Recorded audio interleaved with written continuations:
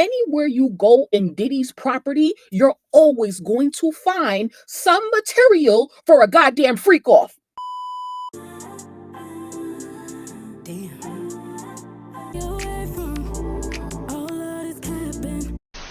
Sheree Hayes, known as the Punisher, a male exotic dancer, right, that Diddy and Cassie hired to perform what he called sexy erotic scenes, testified. Here are the highlights. Says he was hired in 2012 to perform an erotic scene for Diddy and Cassie at Trump Tower. He said Cassie told him that she and Diddy, whom she referred to as her husband, wanted to create a sexual scene using baby oil. And this, honestly, while I was listening to this, like, this is very dangerous. So put yourself in this person's shoes, and you're hired to go and dance, right? And then you get there because the what I'm gonna call it, what is it called when people, that the request is to come and perform for a group of people, like a bachelor or bachelorette party, right? So imagine you're a dancer, you're a sex worker, you're a worker of the night. Any situation you get into, any job that you take, is always a big risk. You can get hurt, something can happen to you. So to have people coming to expect, yo, yeah, I'm gonna dance, and then they get there and open the door and it's only you and your husband,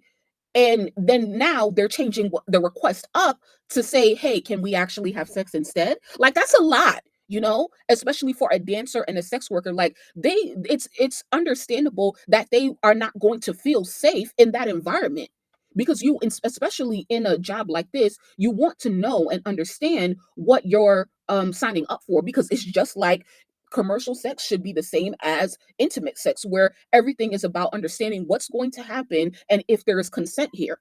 Anyway, most of the sex workers and escorts that they hired acquiesced to their requests, regardless of what they were asked for beforehand when they got there and saw, the environment and what Cassie actually asked them to do. Then they did it. So, okay.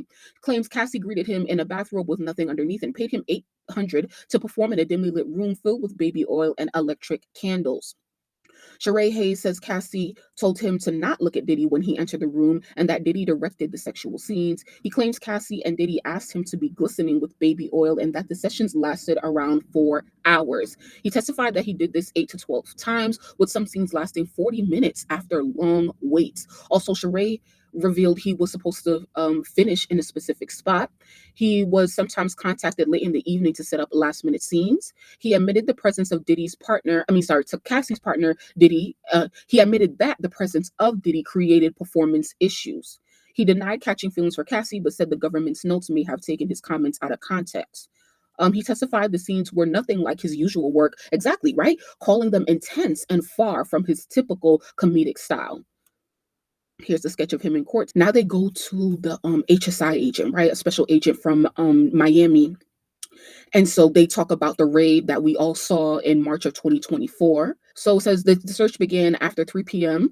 And because it was so late, because they learned that Mr. Combs and his family were flying out of the country. That kind of leaves me confused, because then my question is, so like they learned that Combs and his family were flying out of the country. So did they want to catch them, or did they want to get there after they left? Now, remember, when they raided Diddy's mansion, the sons were in there.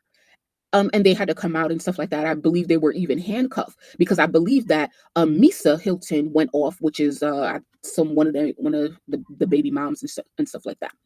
So so they were flying out of the country. Was there a pair on the property on Star Island? Yes, and they had to monitor it. So why did you have to break open the gate? The agent says to make sure bad actors wouldn't have time to put those who could search in danger. To make sure bad actors wouldn't have time to put those who would search in danger. So they broke the gate with no warning, I guess, so that they didn't want people to get guns inside. They did bring out a lot of guns anyway. So they said, what did you find there in the house? Parts of AR-15 rifles, sex toys, and Astroglide. The magazines were also loaded with bullets, and the serial numbers had been cut out. That is really important, because, why would you be cutting out serial numbers? And that's obviously so that anything that happens with that tool cannot be traced back to the owner. It's unclear. And the only reason why you would do that is if you are doing criminal activity. And at this point, that is not a surprise after everything that we have learned. They also found platform high heels in there, 7 inches. And so they broke for the day, right? So 7 inches high heels. Who do y'all think those shoes could have belonged to? a lot of people want to point fingers at Young Miami because that's like the last known woman that Diddy was with. I don't remember like when exactly like she distanced herself away from him or they were really done, or if they're really done.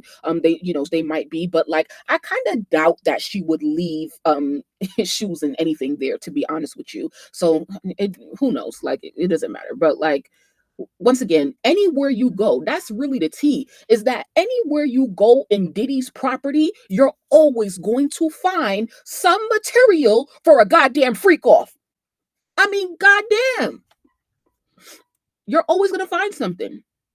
So yeah, like control. That is so sick. Once again, his obsession with power and control is so crazy. Doing shit that doesn't make sense. Like seriously. Now here's Aubrey O'Day and some one of the dudes from Day 26 posted up in New York, possibly to shoot a podcast. So that's interesting. I'll definitely be on the lookout for that. Here is Diddy's assistant. He looks so old. Wait, he resigned in 2009. So I don't know how old he is, but he looks so old. Also, Diddy added a new attorney. Now he got 10 lawyers on his team. I wonder if they're all in court every day. People have estimated that Diddy is paying no less than $3 million a month just for those attorneys in total, probably. And it probably just went up more. Cassie was spotted today for the first time. Looked like she's still in New York. So I don't know if she's planning to give birth here or what, but child, she needs to go and relax. So so you heard about Armand talking about the Obama shaped ecstasy pills. So this is what it looks like, okay? So here is the Obama shaped ecstasy pills that the assistant testified that he likes to take. Just wanted to make sure that you guys saw that. Thank you, as always. Good night, guys. My heart and my thoughts is, of course, with Cassie, all of the survivors that's affiliated with this situation, and just in general around the world. You know, if you or somebody you know has been through this, something like this, just know that y'all are not alone. Please go out to get help. There is somebody who cares about you. There is somebody who will listen. There is somebody waiting for you at the end of the tunnel. Like, I promise you, do not go through this alone. It's your girl Vina Love, the Harlem Princess, your favorite princess, and this is Destiny Below. Period.